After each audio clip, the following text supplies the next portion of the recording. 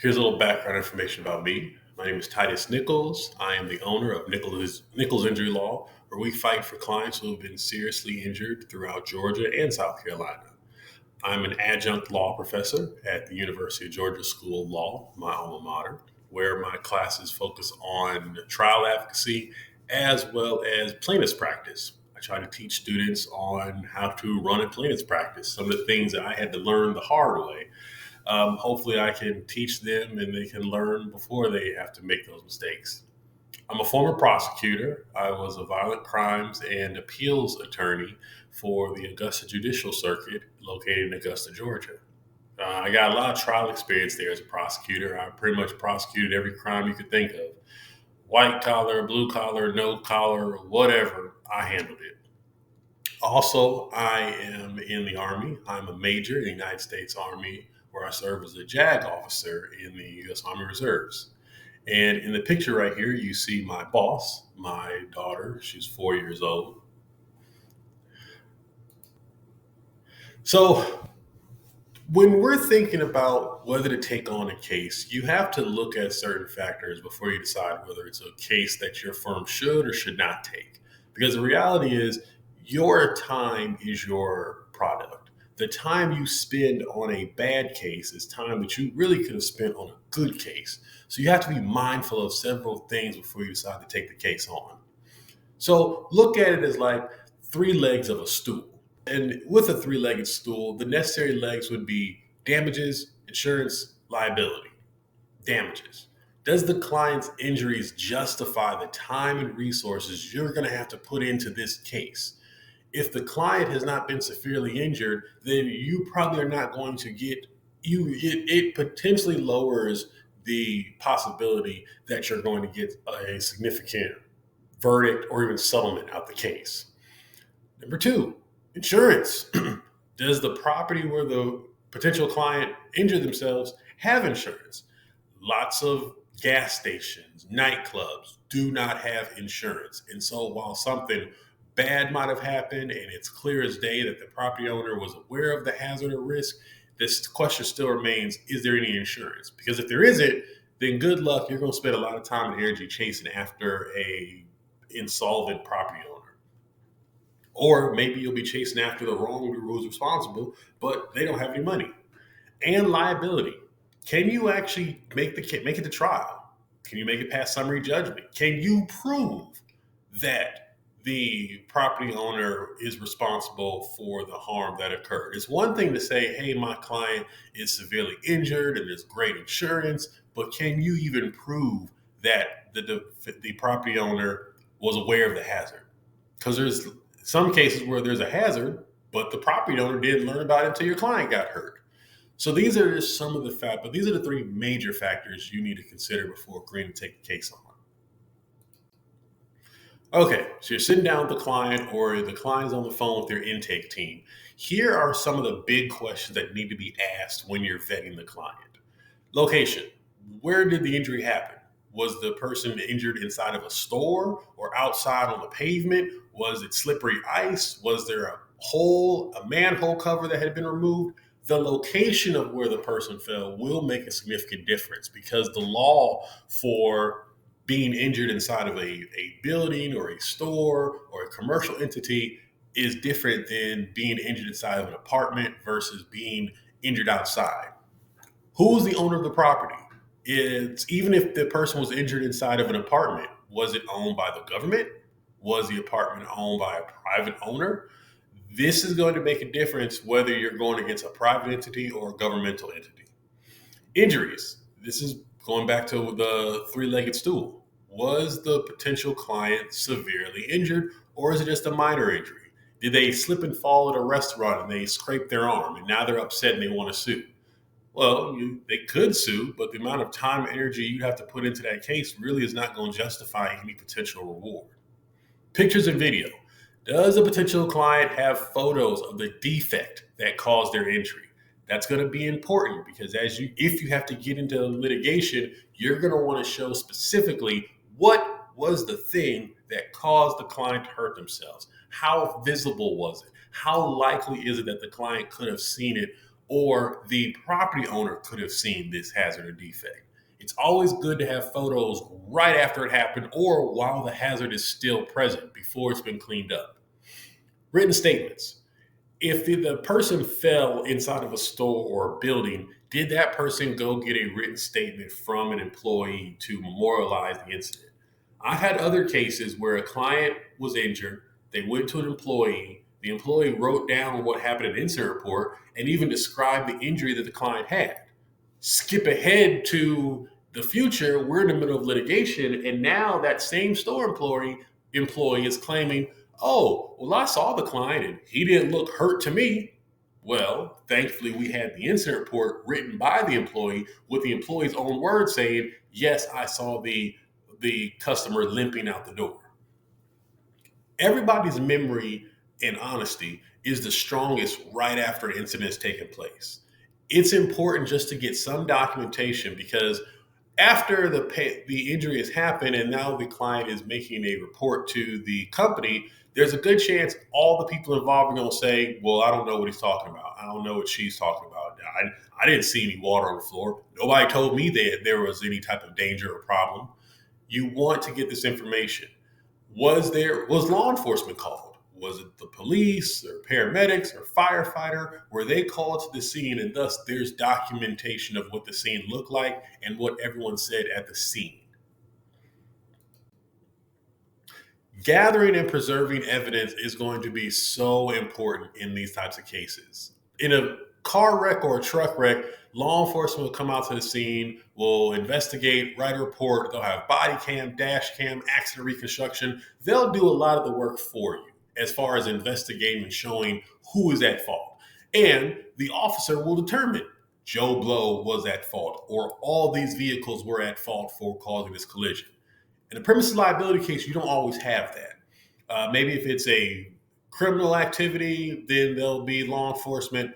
But if it's a typical where someone fell or was injured on the property, you're probably not going to have law enforcement who will have preserved and gathered evidence. So it's going to be up to you to determine where the evidence is. So one of the first things I'd recommend is number one, go visit the scene.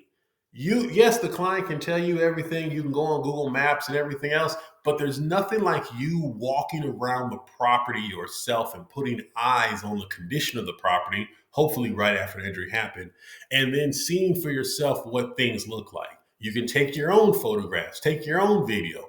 Also, you might talk to people who are there who might be potential witnesses. Spoliation letter. So under the law, when you send a letter to a property owner telling them that there is high possibility for litigation, and therefore under the law, they are required to preserve the evidence that might be important in this case, whether it be video evidence or photographic evidence or whatever, they are to preserve it once you send them a spoliation notice. You should also send the spoliation notice along with your letter of representation so you're doing both at the same time. Because if you don't send a notice of spoliation and you do get into litigation and then years later you ask, hey, where's this piece of evidence or where's this document? And they say, oh, well, we didn't save it. It was deleted. The argument they might have is, well, we didn't know there was going to be a possibility of litigation until a year or 2 years after the incident happened. We never knew that we were put on to preserve the information. So send both just to dot your I's, cross your T's. Then there's the ante litem notices. An ante litem notice is required if you're going against a governmental agency or any type of governmental entity. Now, under state law, different ante litem notices have to contain different pieces of information and they have to go to different levels of government depending on who you're suing. Whether it's a county, city, state, entity, the federal government, they have their own procedure. You want to make sure that you've gotten this ante litem out the door and sent properly early. I jokingly say send it early and send it often because depending on what level the entity is, you might have 6 months, you might have 12 months, you might have 2 years. You might be unable to file suit unless you have sent this document within a certain period of time. Double check the statute just to make sure that you're in compliance before you even begin to think about filing suit. Because if not, you could be barred because you didn't follow the proper notice procedure. Open records request. Another good tool for gathering evidence prior to filing suit is an open records request. So in Georgia, it would fall under 50-18-70. The government entity shall make available for copy and personal inspection. And then it goes on to list what documents, but it's mostly public information or public documents that are within the possession of the government. You can send an open records request, and they have a certain period of time to respond. They have 3 days from the time that they receive your request to respond, and within that response, they're to let you know how long it's going to take to provide that information, if it is available. Now, if you ask them to compile some large report, they don't have to do that because it would be unreasonable to put that type of burden on the staff to make them compile information they don't ordinarily keep. Also, a recent update to the law, private contractors have to respond to open records requests. You see the case here, and I can't pronounce the name, Milliron versus Anna. You can see the name right there. It's a recent decision for the Georgia Supreme Court. It just came out in 2024, where they held that open records requests apply to private contractors and private individuals who are working on behalf of a public agency. So if you have a case in which a private contractor was doing work in a situation and that private contractor was doing work on behalf of a public government agency, you can send an open records request to that private entity and they have to respond. They no longer can say, well, we're exempt from open records because we're a private entity. Now, the last part, reasonable cost, it should say reasonable in regards to what they can charge. The entity that you're sending an open records request can charge a reasonable cost for the actual documents. So the amount of time that's spent searching for the information you're requesting, or if it's a voluminous amount of documentation, they can charge you. Typically what you'll see that if you're asking for an incident report, they can charge you the cost of certification of the incident report and the cost to mail you the incident report. Venue. Where you decide to bring the case is going to be very important, particularly in a premises liability case, because it's going to decide how much time you're going to have to litigate the case, what type of judges you'll be dealing with, what type of jury you'll be dealing with. So venue is pretty extensive. I can't list everything that goes into venue, but according to the statute, that particular statute, which I suggest you review, explains where venue can be found for a corporation. Now, if you're suing an individual person, venue is wherever in whatever county that person resides, whether it's Cobb County, Greenville County, wherever, that's where you can bring the lawsuit. If it's a corporation, it gets a little bit more expansive. You can bring the lawsuit wherever they have an office or wherever the injury was. But be mindful. If a defendant is an out-of-state entity or an out-of-county entity, meaning you file suit in Gwinnett County, but they're a registered agent or they're domiciled in Fulton County, they have the ability to remove the case or bring the case to the county where they reside. In terms of federal jurisdiction, if the defendant is an out-of-state defendant, then you would have what's called diversity between the litigants. If there's diversity and the amount in controversy is excess of $75,000, even though you filed the suit in Clayton County or Chatham County, they can remove it to federal court. So be mindful of where the fight is going to take place, because you might think, oh man, I got a great case against Best Buy here in DeKalb County. But it turns out Best Buy is headquartered in, I think, Minnesota. Either way, they're going to be able to remove it to federal court. It'll still be a Georgia federal court, but they have the right to remove it. Who are your defendants? So under O.C.G.A. 51.3-1, it allows an owner-occupier to be named as a co-defendant. So when you're looking for who you're going to list as a defendant, you can name the company, but you can also name the owner, which may be beneficial if the owner of the company is a Georgia resident. Or if you believe that the owner specifically was aware of this danger but just didn't do anything. You have to decide whether it's beneficial to go after the owner or just the company itself. Within that same statute, The store manager or supervisor can also be considered an appropriate owner occupier for the purpose of defeating diversity. So, once again, if we're trying to stay out of federal court and you want to name a defendant who's a Georgia resident, you can name the store manager. So, if you're suing Walmart, Walmart's headquartered in Arkansas. But if you name the store manager and say that the store manager has liability for the injuries your client had, and your store manager is a Georgia resident, then that would defeat diversity, and you would not be the defendant would not be able to remove it to federal court. Now, some people might say, "Oh, well, you're just doing fraudulent. It's creating fraudulent joinder so that you don't get removed." That's why you need to make sure you have your facts laid out when you file the lawsuit. You need to be able to explain in the complaint what it was that made the manager liable. You can't just say Susie Q is liable as a manager and move on. You need to explain what was it that she failed to do.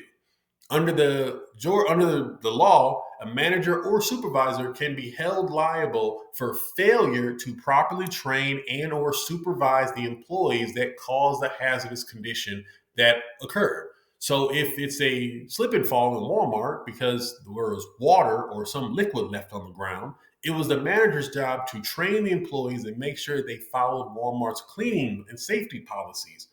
That didn't happen. Thus, the employees let the mayonnaise sit on the ground, and then your client slipped and fell in it and was injured. Where are your defendants located? You want to find out, if you're going against a corporation, you want to find out what county that company is located. A good place to check would be the Georgia Secretary of State Business Division Business Search page. And South Carolina has a very similar page on their Secretary of State page as well. It'll show the name and address of the company's registered agent. Corporations have to have a registered agent if they're going to do business in the state. If they don't, then the Secretary of State will be deemed as their registered agent for the purpose of serving pleadings and other documents. So the corporation may be registered under a different name as well. You might think of it as Company A. So going back to Walmart, we think the name is Walmart, but actually it's Walmart Stores East LP, I think. Again, it's a different name than you would think. So you want to make sure that you have the correct entity, because if you just sue Walmart, Walmart's going to respond and say, "Hey, you sued the totally wrong entity." And now you have all these issues about trying to substitute the party or improperly named party and things like that. It'll slow the case down. So make sure you have the right corporate entity when you file the suit. Also, you'll find out if your defendant is a Georgia or a foreign corporation. If they're a Georgia corporation, then you don't, or if they're at the very least, if their principal place of business is in the state of Georgia, then you don't have to worry about removal.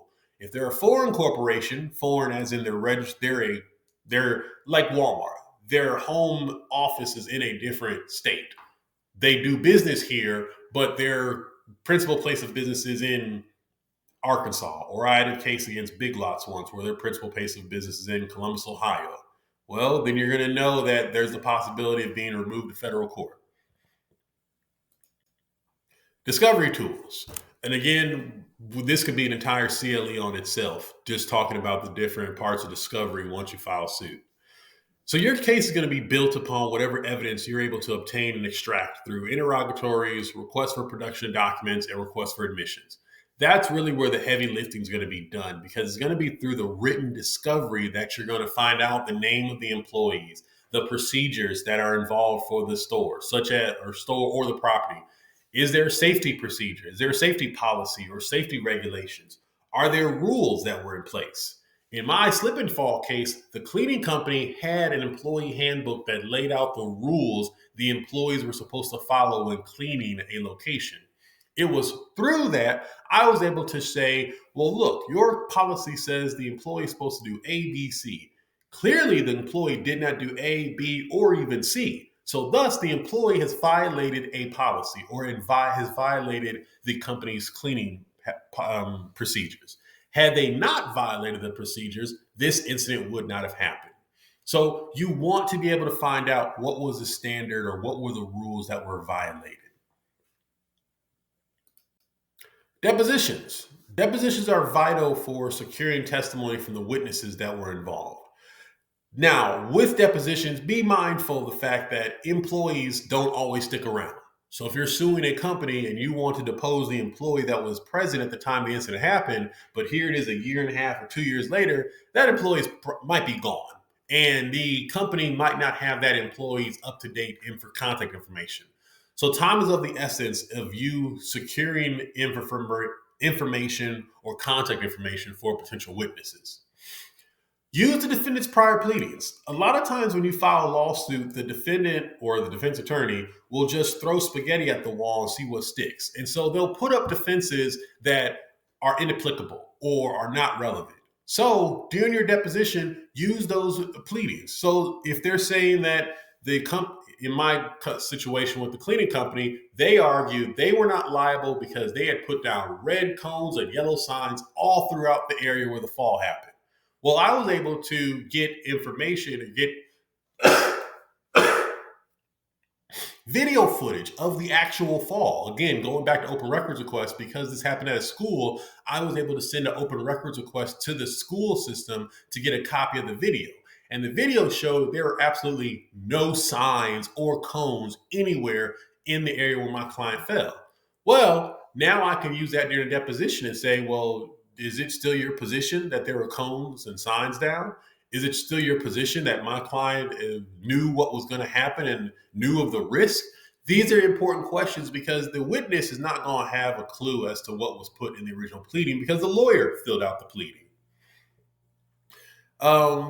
You also want to use your deposition to lock in the facts that are favorable for your case, but also disprove their potential defenses because you know that a motion for summary judgment is going to come. So use a deposition to poke holes in whatever argument they're going to make in their motion for summary judgment. Now, we are in 2024 and Zoom depositions are very popular. I myself prefer using them. However, one thing you have to be aware of, if you're going to video record a deposition, you must use a certified videographer if you're going to play that video in trial. I know some people say, "Oh, well, I have the Zoom account, so I'll open up the room and then I'll just record, or I'll give the court reporter recording privileges." No, that's not sufficient. The statute, and you can check the statute for Georgia for check state law that says in order to play a video in court, it must have been recorded by a certified videographer. Now, you can always find a certified videographer, but that's the important thing is that the videographer has to be certified. Essentially, whomever presses the record button must be a certified videographer. You clicking record on Zoom is not sufficient if you want to play this video at trial. Ask me how I know this. 30B6 depositions. 30B6 depositions under Rule 30B6 are very powerful when going against a corporate defendant because if you are suing a regular individual who owned the property, you can ask them questions about security, about cleaning, about repairs. It's a lot more easy when you're dealing with an individual. When you're dealing with a corporation, it's a lot harder. In my situation, I did use the 30B6 to lock in the testimony of the cleaning company itself because the individual employee, of course, said X, Y, and Z, but it's very powerful when you can get the testimony of the company itself locked in. So under 30B6, the defendant must provide a knowledgeable representative that will testify on behalf of the corporation. I say knowledgeable because it's not enough for them just to throw any employee, but it has to be someone who has the appropriate knowledge of the facts that you're questioning them on, and they can answer intelligently on behalf of the entire corporation. Because what this representative says binds the entire company. So, what's the purpose of your 30B6 deposition? And that's a question you have to decide. Are you taking a 30B6 because you want to find more discovery? You're trying to find out what department certain documents would be located in? Or are you using it to lock in testimony? So let's say you've already done your written discovery, you have these documents, you have the reports, you have the emails, and now you want to lock in what the email says, or what the prior document says, or what other important information you have that you know exists. Now you just want to lock it into the record and show that the employee or the corporation was full of crap when they said that they didn't know about the problem. And again, do you need this witness to verify documentation? Sure, you can always get in an email under the rules of evidence of admission by party opponent, but it's a lot simpler and a lot cleaner for the jury when you can have put up the email and say, "Witness so and so, is that an email from you?" Yes, it is. Or is that an email from the director of safety? Yes, it is. And is that an email to the director of operations? Yes, it is. And is this a legitimate document? Yes, it is. Well, now you have etched in stone that this is a legitimate document discussing whatever it is you're showing in the document. Be prepared for the I don't knows. In my cleaning company case, for my 30B6, the company sent the office manager to be the 30B6 witness. This office manager didn't know jack squat about the facts of the case. The only thing she knew was what the lawyer had told her 10 minutes before the deposition. I know that because she even said, I asked her, what type of preparation did you have? When did you first learn about this case? And she said, look, I didn't know anything about this until 10 minutes before right now. So defendants don't really, you'll find that in some cases, well, a lot of cases, defendants don't spend a lot of time prepping their 30B6 witnesses. So who you get might be a corporate representative, but they don't know the details about what happened.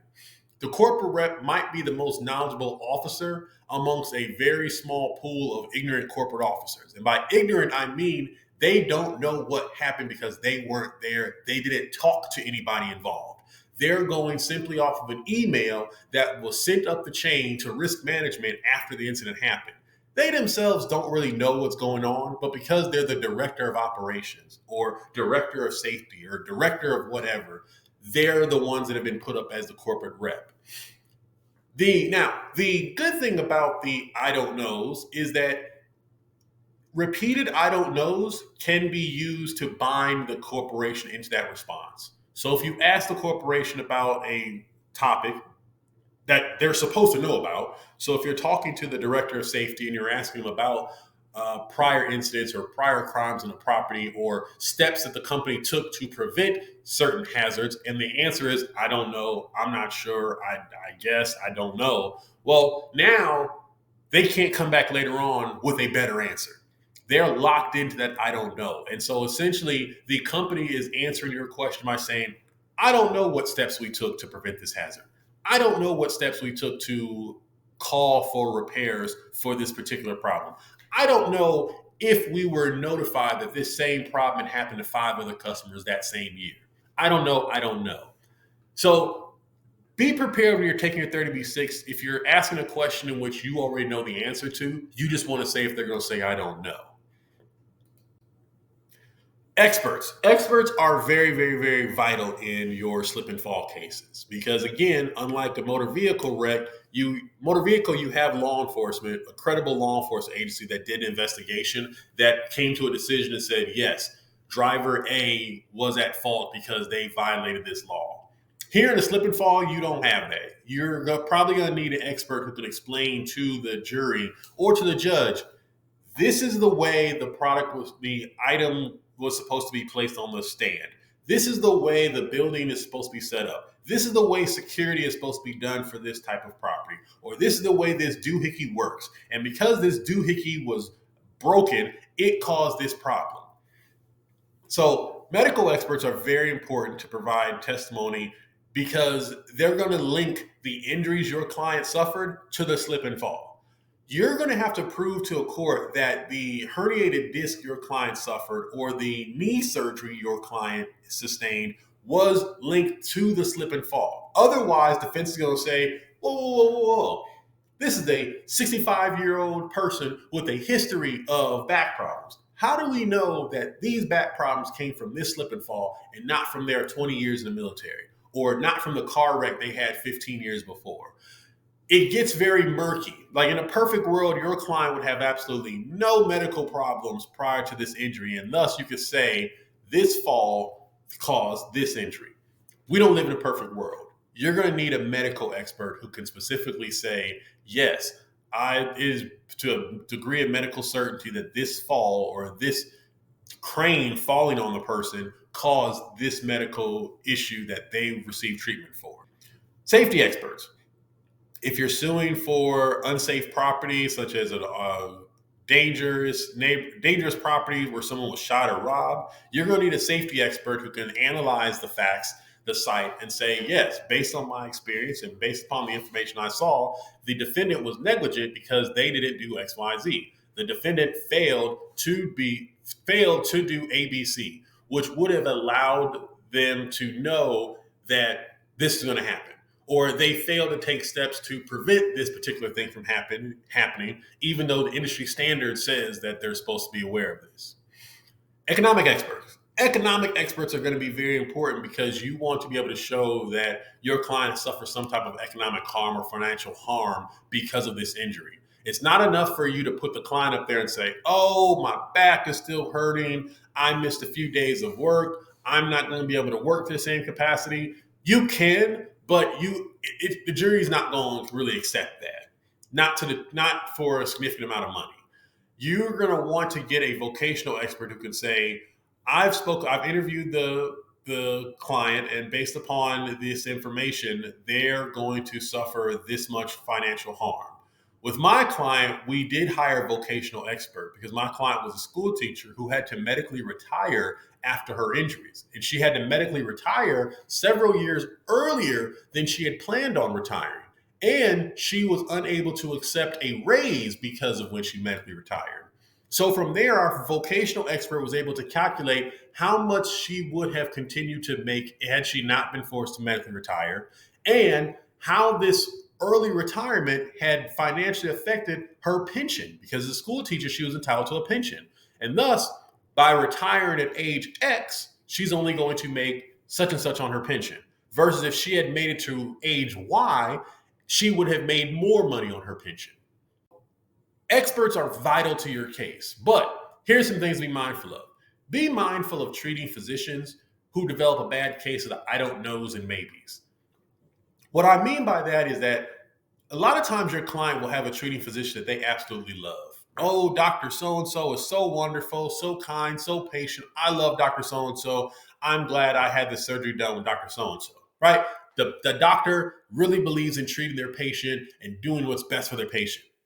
But then when litigation comes and here comes a lawyer knocking on the door and you want to talk to Dr. So-and-so about whether Dr. So-and-so can link the fall or the injury to this medical treatment, that's when Dr. So-and-so starts to get a bad case of I don't knows and the maybes. Well, I don't know if this fall is the reason why she has a herniated disc, or maybe it could be old age or arthritis, and maybe it's this and maybe it's that. The literature is not really clear.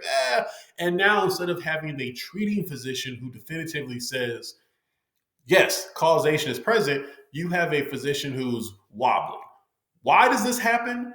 You'd have to ask a doctor. My opinion as a non-medical person is that some doctors love their patients, but they don't want to get into litigation, or they don't believe in for whatever reason. It's just very frustrating. I've had situations where I'll go talk to the treating physician, and the treating physician will just do a complete 180 and will just say, well, yeah, I did the surgery. Yes, the patient complained of certain issues, but you know what? Maybe it was just old age. Maybe they were going to need this surgery in 6 months anyways. Maybe. There's not much you can do with something like that, because defense is going to have a field day if your treating physician that you depose says, honestly, it was the smoking and drinking that really aggravated this situation, and that's why he or she has these problems. Or, honestly, I think that this surgery was not necessary. It was an elective procedure. That's why it's very vital to you to talk to your experts prior to you taking their depositions, or prior to you disclosing that they're going to be an expert for your case. Also, don't hesitate to go find outside medical experts.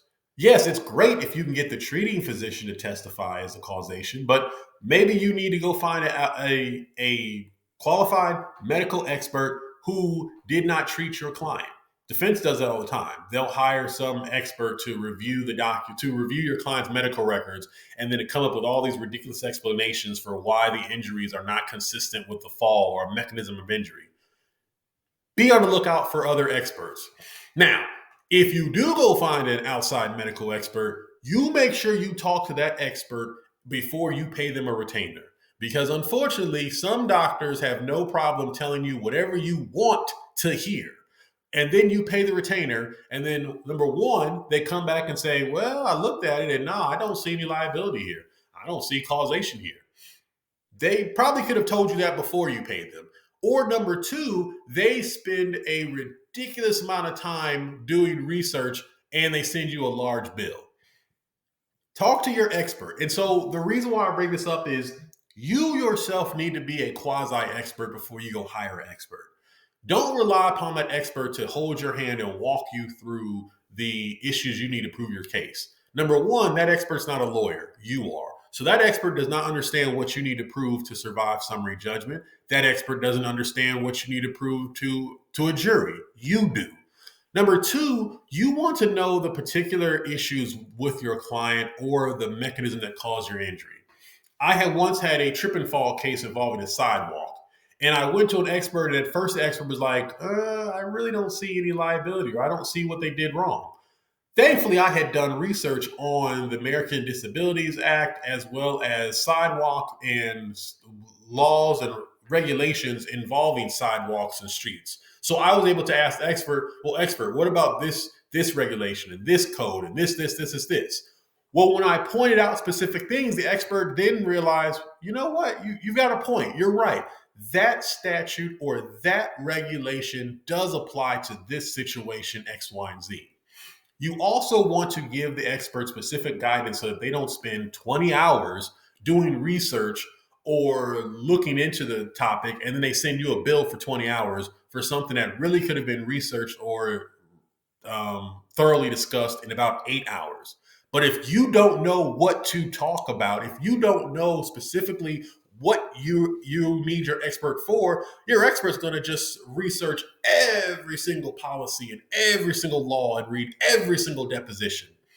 Narrow it down so that you are confining your experts to, hey, I need you to give me an opinion on this issue and these set of facts.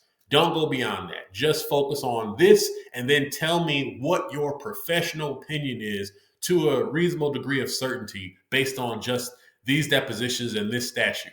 Let me know if you need to go beyond that. Otherwise, like I said, you're going to get a bill for 20 hours worth of work that they are going to expect you to pay. Always be preparing your closing. This is a clip from a movie, Glengarry Glen Ross. I'm sure you all can Google the scene of Coffee is for Closers. But really, with your premise liability case, you need to be preparing your closing argument from the very beginning. Insurance carriers mostly only care about what and how much you can prove at trial.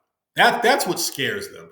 You writing this long, drawn out demand letter, and they really don't care that much. I mean, if you haven't filed suit, who are you? You're just some schmuck who sent them a letter. Until you file suit, until you show that you know how to litigate the case and can prove liability, the insurance carriers aren't going to take you or your client serious. And so you always want to position your case with a view for how it's going to look in front of a jury. Everything you do through litigation needs to be focused on, is this admissible at trial? How does this fit into my overall theme at trial? What is a jury going to think about this at trial? Don't file suit unless you have a simple yet engaging story of negligence and injury that would be compelling to a jury. Again, going back to the damages. If your client fell at a restaurant and they only have a bruise on their arm, a jury's not going to care. Yes, there might have been broken glass on the ground. Yes, there might have been water that every employee just walked by and didn't care to clean up. But you need to have a compelling injury, because at the end of the day, the jury is going to say, why am I here? Why am I sitting here when I could be at work, at school, picking up my kids from daycare? Why do I care that your arm is bruised? I fell in the restaurant before and nobody was giving me any money. Always prepare your case from the position of, I'm going to take this to trial and here's what I'm going to show at trial. So ABC, always be preparing your closing. Key takeaways: be thorough, leave no stone unturned, because that one document that you think is unimportant might be the document that completely proves liability. Act swiftly.